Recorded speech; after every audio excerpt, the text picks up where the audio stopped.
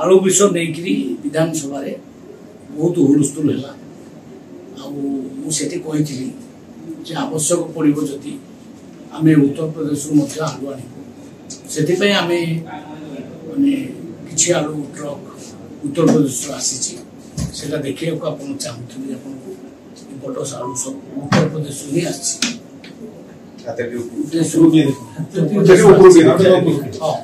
ये सब आलु उत्तर प्रदेश आज व्यवसायी महासंघ बणिक संघ व्यवसायी बणिक महासंघ सहित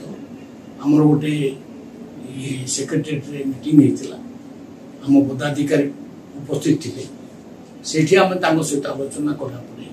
जना पड़ा जो उत्तर प्रदेश आनिले भल क्वालिटी आम आलु पाइबू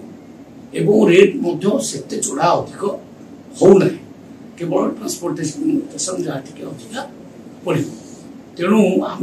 डिसीजन नेलु जे आसंता काली 10 रु 20 ट्रक से ऑर्डर देवे आगु धीरे धीरे आम उत्तर प्रदेश ठू आलु आणबू आउ वेस्ट बेंगल ठू आलु आनिबा धीरे धीरे बंद कर ये कथा कहीं कर प्रशासन पुलिस से गुंडा लोक मिसिकी से माने गाड़ीटा को ऑर्डर पूर्व 30 किलोमीटर पूर्व अटके जो वेस्ट बेंगल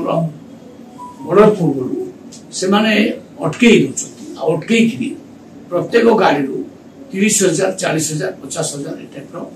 कलेक्शन कर जी टे जुक्ति तर्क कर व्यवसाय की बाड़ौ ये कथा वेस्ट बेंगल मुख्यमंत्री ममता बनर्जी को जना अच्छी ना नहीं जानी किंतु आमर पदाधिकारी माने आमर सेक्रेटरी बारंबार सहित संपर्क रखिंट बारंबार ये प्रोब्लेम सॉल्व करने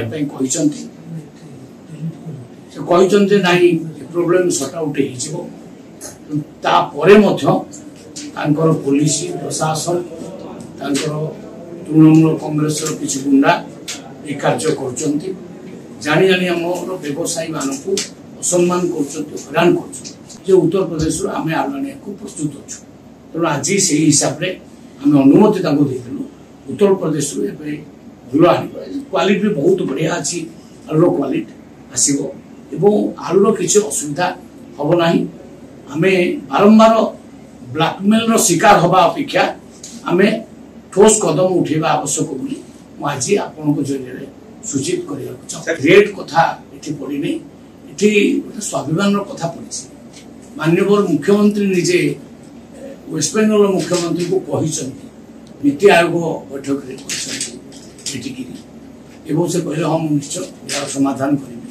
किंतु ए पर्यंत समाधान है आमर बेपारी माने ब्लैकमेल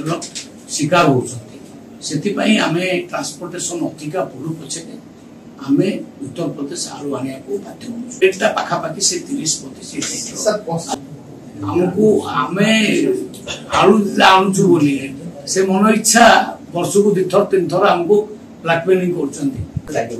नहीं बर्तमान तो आलु सफिशिएंट मिलूँ किसी असुविधा नहीं किंतु रेट बहुत अधिक ना से 34-35-32 भितर अच्छी कि आम चाहूँ भल आलु लोक पातु